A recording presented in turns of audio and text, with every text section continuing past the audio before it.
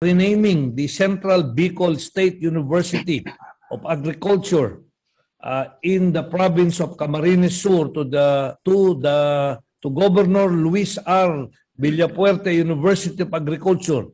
May I ask our good friend Representative L. Ray Villafuerte to deliver his sponsorship message. First of all, I would like to thank Chairman Go and the members of this committee for this hearing meeting today. Despite the fact that we are on break, we're still working hard. Maraming salamat, Chairman Mark. And I would like to make my explanatory note as part of my sponsorship. I would just like to reiterate, naming this university after Luis R. Villafuerte, my father, is not just because he's my father. First, this university was converted into a university because my father strongly pushed for it in the 13th and 14th Congress. The land where it was situated is owned by the provincial government at inayos po yan during the time of my father when he was governor. My father also was the longest serving governor of Kamsur, and he has served, I think to date, he's the only 3-term congressman that served the district where the university is located. This measure, Mr. Chair and members, with your indulgence, is really paying tribute to the strong advocacy and commitment of my father for accessible quality education. So with your indulgence, I earnestly ask and humbly ask for your consideration for the approval of this measure, Mr. Chair and members. Yeah, thank you. Thank you very much, Kong El Rey. Well, I would like to express again my sympathy and deepest condolences on the untimely demise of former Congressman Luis Villafuerte Sr. Okay. Mr. Chairman. Yes, Kong Gabi. Yes, Mr. Chairman, thank you very much. With due respect to my kababayan and the principal author of this bill, Congressman and former Deputy Speaker El Rey Villafuerte, I do believe, Mr. Chairman, that there is an urgent need to consult the stakeholders, particularly the students, the faculty members, and the alumni of the Central Bicol State University of Agriculture. I fully recognize the vital role of the late former governor and former Congressman Luis Robredo Villafuerte for coming up with House Bill number 4360, which eventually led to the passage of Republic Act number 9717. I have the highest respect for Governor Luis Villafuerte. Yet, naming the institution after him necessitates a comprehensive consensus building process, Mr. Chairman. Thank you. Yes, Mr. Chairman. Mr. Chair, can I react? Mr. Chair, can I react? can we ask first the sponsor? Yes, Representative El Rey. Mr. Chair, I truly respect the opinion of the Honorable Congressman, but first I would like to state on record that he is a political opponent, so I really understand his sentiment. But with regards to his stand, we can easily pass a mayor's resolution, mayor's league resolution, barangay resolution, sangguniang resolution, all the things that will show overwhelming support for this measure, Mr. Chair. Even the alumni and everybody, I don't think they will contradict this laudable measure, not because he's my father, but he truly is a strong advocate of education. He strongly pushed for the conversion, and he continued to push.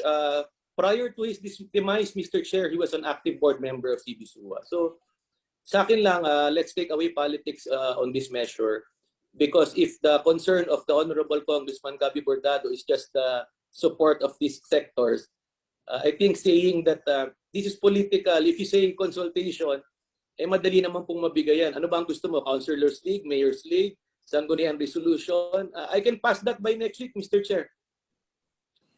Yes, thank you. Thank you very much, Kong El Rey. Probably, if we can hear the President of Central Bicol State University of Agriculture, Dr. Alberto Naperi. Dr. Naperi. Yes po, magandang hapon po, Chairperson Mark Ko. Magandang hapon po, Congressman El Rey Villafuerte, Congressman Gabby Bordado, Congressman Joyce Garcia, at lahat po ng bumubuo ng Committee on Higher Technical Education. Magandang hapon po. Dito po sa loob ng universidad, matagal na rin po naming pinapahalagahan po yung mga nagawa ni Congressman Luis R. Villafuerte. Kahit po yung pangalan ay CBSUA, rini-recognize po namin yung mga nagawa niya dito po sa loob. So kami po dito sa loob, ang gagawin lang po namin ay magtatrabaho lang po kami para po ilagay sa magandang antas at magkaroon po kami ng magandang kalidad ng edukasyon na yun po talaga ang hinihingi ng national government sa amin pong mga state universities and colleges. Patungkol po dito sa bill ni Congressman El Rey, sabi ko nga po, kami po dito ay gagawa lang po kung ano ang dapat nararapat para po ma-deliver po namin yung nararapat na edukasyon sa komunidad. And this matter po, I suppose, I will leave it to the wisdom po of the Committee on Higher and Technical Education sa usapin pong ito. Kami po ay nakasuporta lang po sa lahat ng programa ng gobyerno patungkol po sa edukasyon. Maraming salamat po, Chair Mark. Salamat po. Thank you very much, President Naperi or Dr. Naperi. Sino po yung tataas ng kamay? Chairman, Mr. Congressman Dimaporo. Yes, can we hear Congressman Dimaporo? Then after that, we'll go back to Congressman Bordado. Mr. Chairman, we, the members of the House of Representatives, are all politicians. And I can understand that they would like the name of the father of El Rey to be the name of the school. Because for many elections, for 2 generations, Mr. Chairman, their family have been leader in their province. And the people, their children know them. And they must have done many things in the province. And this is the reason why they are being elected, Mr. Chairman. So I would like to support and hopefully we can approve the proposal of El Rey, Mr. Chairman. Thank you. Okay, thank you. Thank you very much. Yes, Kong Gabi. Yes, Mr. Chairman. Let me assure my kababayan, Congressman El Rey Villafuerte, that I am not politicking here. I have the highest respect for former Congressman and former Governor Luis Villafuerte. What I am asking right now is for the conduct of a real consultative process to determine what is or what are the reactions, what are the feedbacks of the stakeholders, Mr. Chairman. Mr. Chair, Kung Gabi, just you know, if we will do that, that might even create more division in the campus.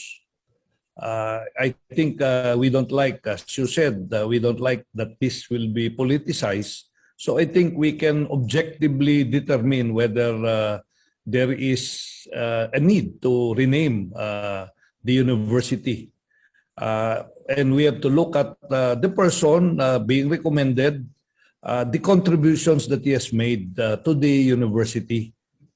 These were found in the explanatory note of our Congressman El Rey. And at the same time, I think Camarines Sur is aware of what he has contributed, primarily on the establishment Yes, of this that's right. university, plus the effort to put up the facility and even the place, the location, Kong Gabi. I think on that basis we can decide without going through itong ano natin, ito nga yung suggestion mo. Kasi pag sinabi nating we consult all the students, you know, it might even not be, you know, good if we do that. It will just divide the, you know, and it will not be the intention of this committee to have that kind of situation, Kong Gabi. Mr. Chairman, let me reiterate.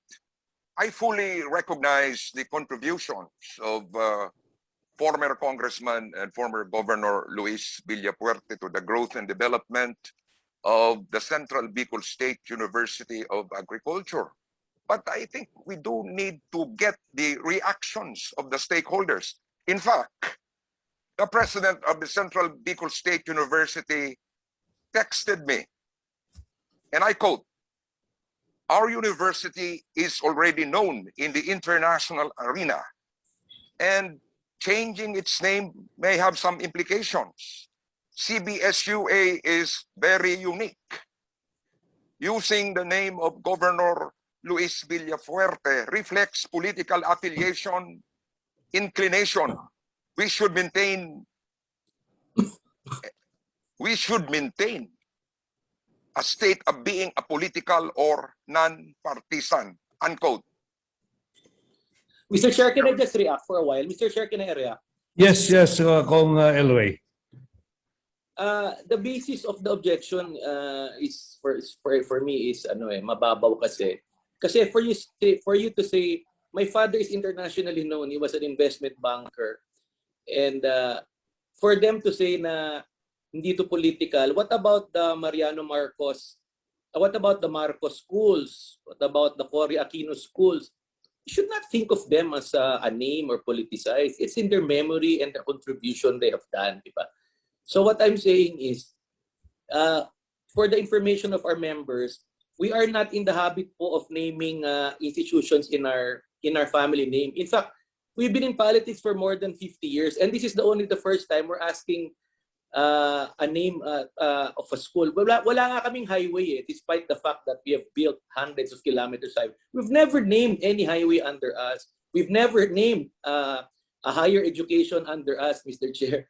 The reason why I'm humbly asking our members to consider is because of the contribution that my father has done for this university. First, he was the one who converted it into a university.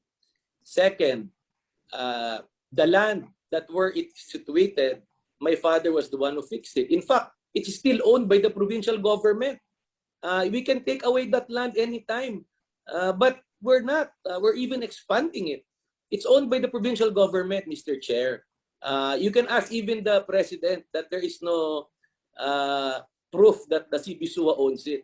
It's because our family really believes in education. Third, before the demise of my father, he was serving in his capacity pro bono as a member of the board. So, with all humility, he was a cabinet member under Marcos. He was cabinet member under Cory. He have served many governments. He's the longest serving governor. He's the only 3-term congressman to date that was elected where the school has been situated. So, I'm asking, because of his contribution, Mr. Chair, yun lang, para sabihin po na mag-consult, definitely it will be divisive. And if you, the majority will support. Who will oppose this is already passed away, Mr. Chair. Politicizing this at the time that my father is already in heaven, medyo unfair po. Mr. Chairman. Yes, Kong Gabi. Yes, Mr. Chairman. Again, That's one point. let me say that I have the highest respect for Governor Luis Villafuerte. But what I am asking now is for the conduct of a consultation. Sinasabi ni Congressman El Rey na majority ang magpi-favor. So, if that happens, let it be. So long as we conduct a consultation and makita natin, malaman natin kung ano ang resulta po nito. So, Kong Gabi, ano bang gusto nating malaman dun sa consultation? Whether they're in favor or not, ganun ba yun? Yeah, But, precisely, Mr. Chairman. If we look at the guidelines on renaming schools, we look at the achievements and the contributions of the fellow that we named here. Yes. Ano bang contribution siya? Ano bang ginawa niya sa bayan? Bakit natin gustong ilagay yung kanyang pangalan? You know, yung concern kanina na banggit mo, yung pangalan, pwede naman natin lagay close parenthesis yung old university sa ilalim eh. Pwede naman natin gawin yan to address that if that is the concern really. No? Mr. Chairman, Diba? I have been repeating that I respect and I admire the former governor of Camarines Sur, Luis Villafuerte, but naming the century-old institution after him is another story, is another angle.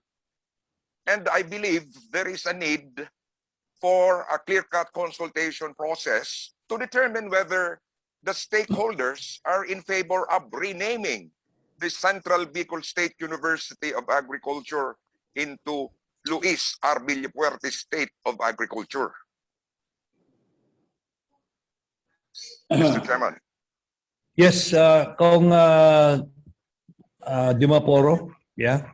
Yes, thank you, Mr. Chairman. Mr. Chairman, I think the subject being discussed, one is about politics. The other is about recognizing a person who has done many in his province and especially in the school that we are going to rename. Mr. Chairman, there is no politics here. It is whether or not Luis deserves this. And I believe that he deserves it. He deserves it. I know Luis. He is a very kind, supportive, and very fair person, Mr. Chairman. And this is the reason why he keeps winning. And he left a good name to his children. And this is the reason also why, because of his good name, his children are winning, Mr. Chairman. So there is no politics here, Mr. Chairman. It is honoring a person who has done many for his province and also for this school, Mr. Chairman. Thank you. Hello. Okay. Any other comment? Mr. Chairman, Yes, Kong Gabi. again, let me repeat. I do believe that there is an urgent need to conduct a consultation regarding this bill, Mr. Chairman. Okay. Mr. Chair, Mr. but, Chair, ano lang sa akin? Excuse me, Kong El Rey. You know, we never did yung ganyang consultation na sinasabi mo in the previous cases that we have. And we have heard the president of the Bicol State University that they will leave that to us. In other words, they want to free themselves from, from this discussion, and the decision will be coming from us. No, Mr. Chairman. Mr. Chairman, I read the No, text. kasi we asked him to be, to speak here, and that's what he said. Unless he changes his position. You can ask him, Mr. Chairman. Okay, can we ask again, Dr. Naperi? What you said is different from what Kong Gabi is saying. Yes, Mr. Chairman. As far as I am concerned, as the president, I don't have the power to have this kind of topic be decided by myself, and I maintain that I would like to leave it to the decisions, the wise decisions of all the members of the Committee on Higher and Technical Education. Mr. Chair, Mr. Although- Chair, I Yes. think the Naperi has already said this piece, which I admire. Kasi let's not politicize. He's the whether he has political inclination, but as the head of the school, he should be fair. So I think his answer is already fair. Making this a precedent of consultation, Mr. Chair, can you imagine establishing a school and people will say, why is it in this municipality? We should have a consultation on which municipality. It will create a bad precedent, Mr. Chair. And this has never been done in Congress. That's what I'm saying, Kong El Rey. The president now of Central Bicol State University, kumbaga sa ano, you want to be hands-off kayo dito because you don't like na you will side with anybody. You will leave that to Congress to decide. And therefore, if I deduce what you're saying, you don't need that we go there and start asking people, asking teachers and students, and even you. Here na lang, tinatanong ka, hindi ka sumasagot ng yes or no. It's just that, you leave it to us because you don't like to be put on the spot probably. After all, that is not your responsibility, if you may. Diba, Dr. Naperi? Am I Yes, correct with that interpretation? Yes, as I've stated a while ago, our duties and responsibilities here in the university is just for us to deliver the needed quality of educations that the government is asking. Yes. And we will And it does not really matter to you whether it is Luis Villafuerte State University or Central Bicol State University of Agriculture. It doesn't really matter. It's okay, di ba? for for myself, I will work no matter what. But Okay, I have understand. also the key officials and the staff and the stakeholders here that I don't have also their hand on the issue. Okay, thank you. I understand. Mr. Chairman, Yes, Kong Gabi. Mr. Chairman, in other words, the Honorable President Naperi is categorically denying what he texted to me. Apparently, that's what it says. So be Mr. it. Chair, the text is a personal opinion, and the stand in Congress is on record. That is his official statement. I think what Naperi has said and reiterated is his official position. Now, if he has said he's in favor against, that is personal opinion, which I think should not be discussed here. Because once you start doing personal issues, it will be very divisive ang mangyayari po, and it will set a bad precedent, Mr. Chair. Okay, I think we've heard comments from everybody. Yes, Kong Jun? You're raising your hand? No, Mr. Chair, I just want to make a statement that siguro kailangan na natin ma-move on. And that's Yes. why Mr. Chair, I am moving that this committee will approve House Bill number 10170 entitled an act renaming the Central Bicol State University of Agriculture in the province of Camarines Sur to Governor Luis R. Villafuerte University of Agriculture. Thank you. So move, Mr. Chair. Chairman, I second the motion, Mr. Chairman. I object, Mr. Chairman. Okay, so there is a motion duly seconded, but there is an objection. So, do you want to divide the House? I think that's proper, Mr. Chair. Might as well divide the House and ask for the sentiments of the majority. Okay, so let me ask those who are in favor to rename Central Bicol State University of Agriculture in the province of Camarines Sur to the Governor Luis R. Villafuerte University of Agriculture. Those who are in favor, please say yes or raise your hands so we can count. One. Yes, But- yes. Okay, so we have Yeah. Representative Hector Sanchez, Dimaporo, Joet Garcia, sino pa? Babasa. I vote yes, Mr. Chair. Yun babasa, Kong Maxi. Okay, those who are against, Sangkopan, Congresswoman Sangkopan. Yes. Thank you. Okay, those who are against. Mr. Chairman, Okay, so there is one. So the motion to approve House Bill 10170 is approved. So the motion actually is carried.